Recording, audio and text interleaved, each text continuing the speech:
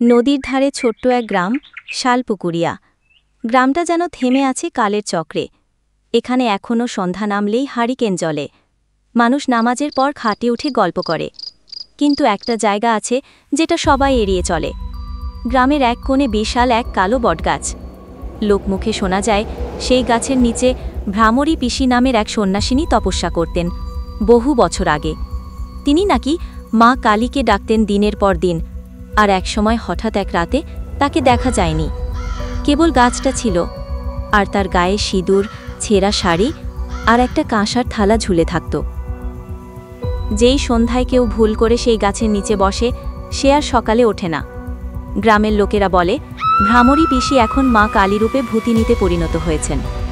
গাছের নিচে কেউ গেলে সে নাকি তার তপস্যা ভঙ্গ করছে, তাই সে বলিদান নেয়।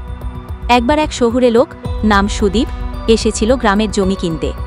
গ্রামবাসীদের কথা উড়িয়ে দিয়ে গিয়েছিল সেই বটগাছের নিচে রাত কাটাতে। পরদিন সকালে দেখা গেল সে পাগলের মতো চিৎকার করে বলছে, সিঁদুর পরা এক মহিলা এসে আমার কপালে হাত দিল, বলল, তুই মার তপস্যার জায়গায় ঘুমাস কেন? বলিদান দে। সে থেকে সে বাকি জীবন নীরবে পাথরের মতো বসে থাকে, মুখ দিয়ে একটা কথাও বেরোয় না। গ্রামের বয়স্করা বলে গাছটা কেবল গাছ নয়, এটা আসলে এক পুরনো তান্ত্রিক বলিস্থান। বটগাছের শিকড়ে মাটির নিচে এখনও আছে তান্ত্রিক পাথর, রক্তমাখা থালা আর এক মৃত তপস্বিনীর চুল।